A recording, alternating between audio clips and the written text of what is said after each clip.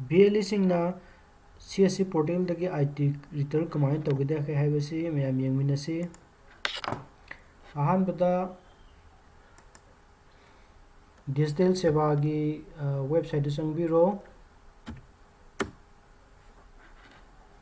मथंग login तौबिरो user name मदी password नंबिरो साइन इन तौबिरो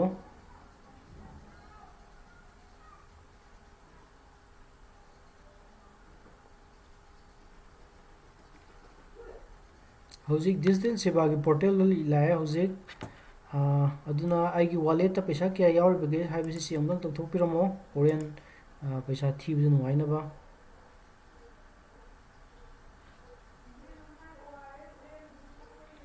हौजिक 713 यावरी अदुगा हौजिक अइखोइना सर्च बटन सिदा नंबिरो अदुगा मसिदा अखोइना टेक्स्ट हैना फुबिरो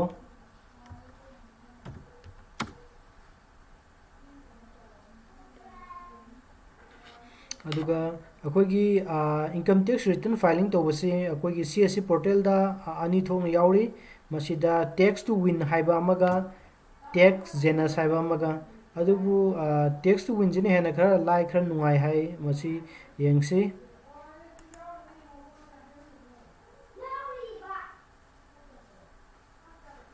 अदुगा हौजिक टैक्स टू विन की ITR थिबम की मागी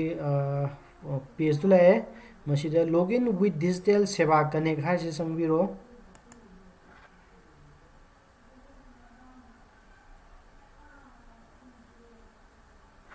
अदुगा हौजिक अकोइना सिगी PAN number Aadhaar number date of birth हाइब मैम से फिल तौदोइनी अदुबु हाना अकोइना तौद्रे मांगदा स्टार्ट टूर सिदा संगा यंगबिबसु याई करी करी हाइब के you can see all information from your original document and fill it here का अकोइना मेनगदब डॉक्यूमेंट सिंग को नेक्स्ट करी पान नंबर मेलो हाइरे अदुगा नेक्स्ट करी Aadhaar number next date of birth next father name mobile number email अदुगा इनकम टैक्स पासवर्ड लेरगना इनकम टैक्स के पासवर्ड लेट्रगदी किसु काइदे मैंडेटरी नते मदुगी मतुंगदा एड्रेस इकाइ नोकांदा आधार याव एड्रेस मेन बिगदबनी अदुगा पिन कोड नंबर मेन बिरगनी मतंगदा एड्रेस टू अदुगा बैंक डिटेल्स दा कोइना मरोइना CSC की ट्रांजैक्शन तौरिबा हौजिक HDFC सिन तारगदी HDFC की करेंट अकाउंट से ट्रांजैक्शन तौरिबि सिन की IFSC कोड मेंबिरो अदुगा बैंक अकाउंट मेंबिरो अदुगा मसिना मेन अकाउंट मो इतारगदी सि मेन अकाउंट हाइना तौबिरो अदुगा एड मोर बैंक हाइसिदा यावरसिना कोइना अहेन बसिना तबा अहेन ब बैंक सिन तारगदी अहेन ब बैंक तो हापिरो अतोप बैंक लै तारगदी को नेक्स्ट अदु इनकम डिटेल्स मेंबिरो सैलरी रा करिनो हाइबदो यस नो मेंबिरो अदर इनकम्स अमदि मेंबिरो करिदगी लाप इनकम नो हाइब तांगदो अदगी business income turnover should be less than 1 crore or dagi 1 crore dagi tabo gedabani aduga sidaida option ogum piri less than 20 lakh turnover ka aduga ani subada more than 20 lakh kundagi henba aduga no si oidabu ka next mathang da pan card akoina browse tobiro aduga sidaida add tobiro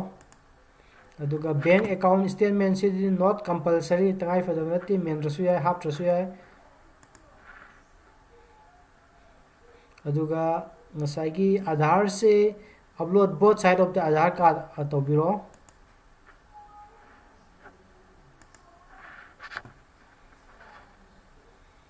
done मदनी सिबो की stage ले upload photo ID LIC receive please upload clear photo for proof like LIC gumba receipt gumba aduga medical etc asi gumba ama hapo sigi documents na ka done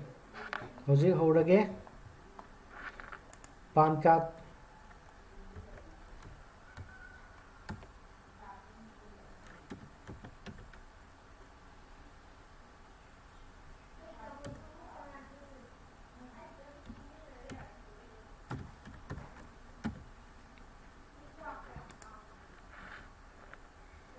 Aadhaar number,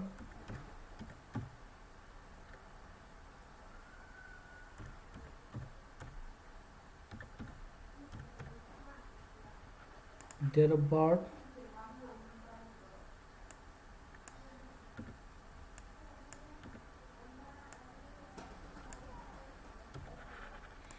father name,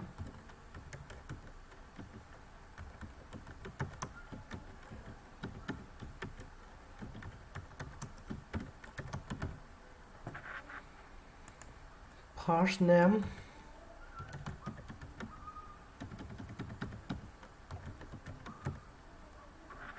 last name,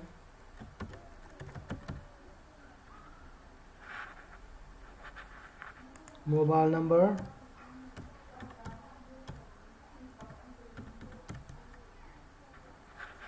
email,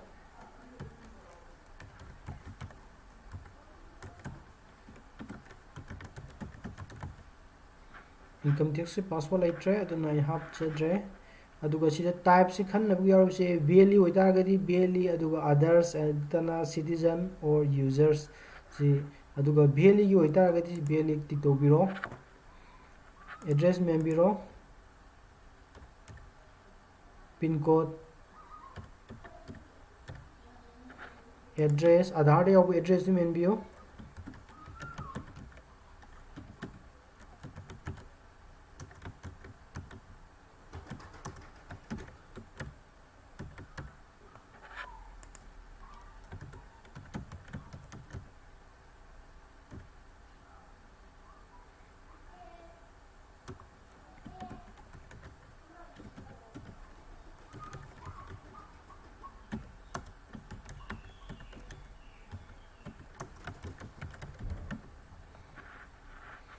कोई bank की IFSC को नंबरो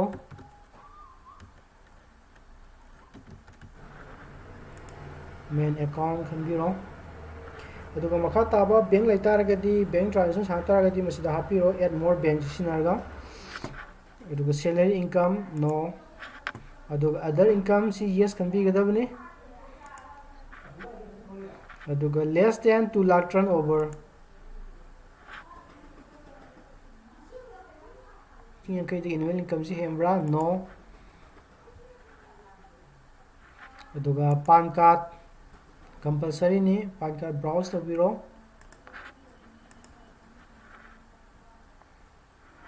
aduga other documents not compulsory si compulsory natte akoi gi LIC card kumba adugumba lerdi hapa yai except हौजी आई थी the balance सी total amount ता सममा कुंथाई थी गदबनी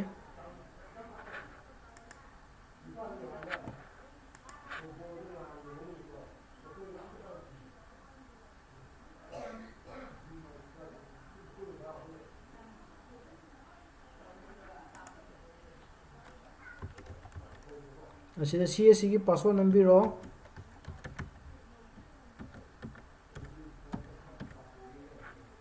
validate tobiro aduga amu wallet pin nambiro